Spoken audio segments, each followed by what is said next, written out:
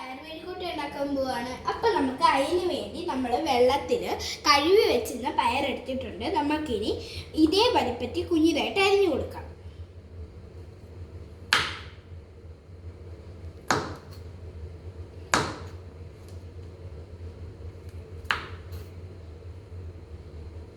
Okay, അപ്പം guys നമ്മളിപ്പോൾ അരിഞ്ഞ് തീർന്ന പയറുണ്ട്. അപ്പം ഞങ്ങൾ അരിഞ്ഞിട്ടുണ്ട്. ഇനി നമുക്ക് അതിലേക്ക് മഞ്ഞൾപ്പൊടി, ഉപ്പ്, മുളക് പൊടി ഇട്ട് വെക്കാം. മഞ്ഞൾപ്പൊടി ഇച്ചിരി കൂടെ വേണം. ഓക്കെ, ഇനി ഉപ്പ്,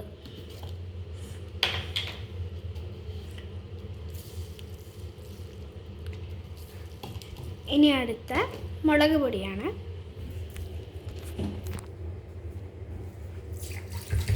ഇതേ പരുവത്തിൽ കുഞ്ഞിതായിട്ട് ഇങ്ങനെ അരിയണം. ഇനി അടുത്ത് മുളക് പൊടി. ഓക്കെ, മുളക് പൊടി ഇത്രയും മതി. നമുക്ക് മുളക് പൊടി വേണ്ടുന്നവർക്ക് അധികമായിട്ട് ഇടാം. ഞങ്ങൾ ഇത്രയും ഇടുന്നുള്ളൂ. ഇളക്കിക്കോ. ഓക്കെ, അങ്ങനെ നമ്മൾ മഞ്ഞൾപ്പൊടി, ഉപ്പും മുളക് പൊടിയും കൂടെ ഇളക്കിയിട്ടുണ്ട്. ഓക്കെ ഗൈസ്, ഇതിനി നമുക്ക് 5 മിനിറ്റ് ഇങ്ങനെ വെക്കാം. നമ്മൾ ഇളക്കി നന്നായിട്ട് ആക്കി വെച്ചിട്ടുണ്ട്. ഇനി നമുക്കിത് 5 മിനിറ്റ് വെക്കാം. ഓക്കെ,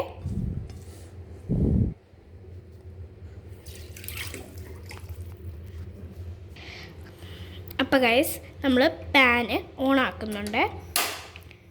അപ്പം നമുക്കിനി പാന് കത്തിച്ച് ഇച്ചിരി എണ്ണയൊക്കെ ഒഴിച്ച് കൊടുക്കണം.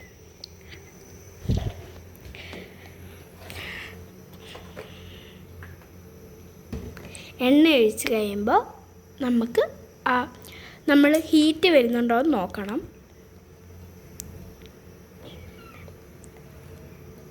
ഓക്കെ, നമ്മളങ്ങനെ എണ്ണ ഒഴിച്ചിട്ടുണ്ട്.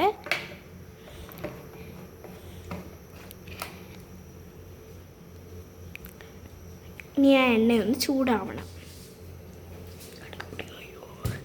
ഇനി നമുക്ക് അടുത്ത് ചെയ്യേണ്ട കടുക് ഇച്ചിരി പൊട്ടിക്കണം.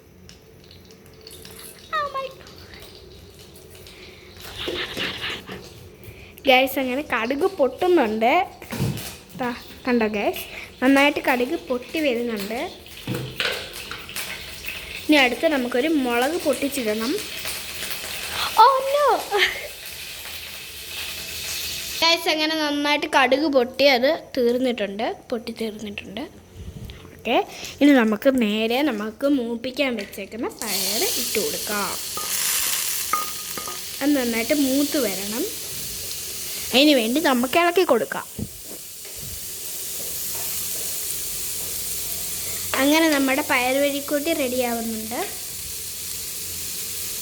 അടുത്ത് നമുക്ക് വലിയ സവാള, ഇത്രയുള്ള വലിയ സവാള എടുത്തിട്ട് അത് അരിഞ്ഞിട്ട് മഞ്ഞൾപ്പൊടി ഇട്ട് കൊടുക്കുന്നുണ്ട്, ഉപ്പ് ഇടുന്നുണ്ട്.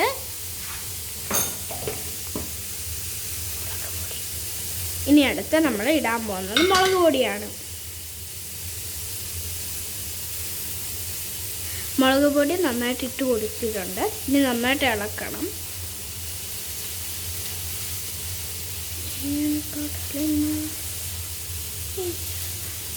അപ്പോൾ നമ്മുടെ സവാള റെഡി ആയിട്ടുണ്ട്. അപ്പോൾ നമുക്ക് വേണമെങ്കിൽ സവാള ഈ പയറിൻ്റെ കൂടെ ഇടാം. അല്ലാന്നുണ്ടെങ്കിൽ എനിക്ക് പയറിൻ്റെ കൂടെ ഇരുന്ന് ഇഷ്ടമല്ല. എൻ്റെ അച്ഛന് പക്ഷേ ഇഷ്ടമാണ്. അതുകൊണ്ട് അമ്മ സെപ്പറേറ്റ് സവാള ഇട്ട് മൂപ്പിച്ചെടുക്കുന്നതാണ്.